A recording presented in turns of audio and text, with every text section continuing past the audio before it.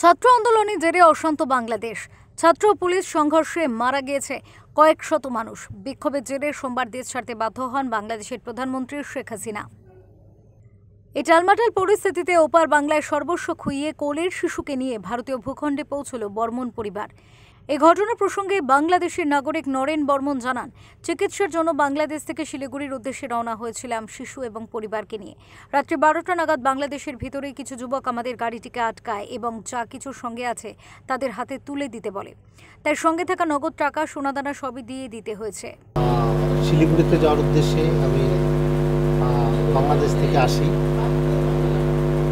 বর্ডারে পৌঁছার আগে বাউড়া নামের একটা জায়গা, সেখানে কিছু ছেলে আমাদের গাড়িটাকে আটকানোর পর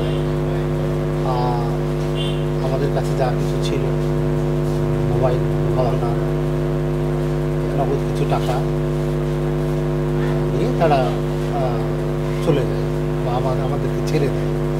পরে আমরা চলে আসি। সমস্ত কিছু নিয়ে গেছে? হ্যাঁ, সমস্ত কিছু। সমস্ত কিছু। কোলে দুধের শিশুকে নিয়ে বিউটি দেবী বলেন, সঙ্গে যা ছিল সব কেড়ে নিয়েছে। কোনো মতে প্রাণ নিয়ে ফিরে আসতে পেরেছি। এই তো যেগুলো বললো ওগুলো হয়ে গেছে। ওই যে উনি যেগুলো বললো ওগুলো মানে সব লুট হয়ে গেছে? হ্যাঁ, সব লুট হয়ে গেছে। সোনা গয়না সব। কখন এটা ঘটনাটা কখন ঘটলো? 8:30টার দিকে। সন্ধ্যাবেলা কালকে? এই যে সকালবেলা? আজ সকালবেলা। কেউ কিছু বললো না? না, কেউ কিছু বলেনি। বর্তমানে চ্যাংড়াবান্ধার সীমান্তের ভারতীয় কাস্টমস অফিসে আশ্রয় নিয়েছে বর্মন পরিবার। এখন ভারতে থাকবেন না বাংলাদেশে ফিরে যাবেন, সেই সিদ্ধান্ত নিতে পারছেন না তারা। উজ্জ্বল হরের রিপোর্ট, ওঙ্কার বাংলা।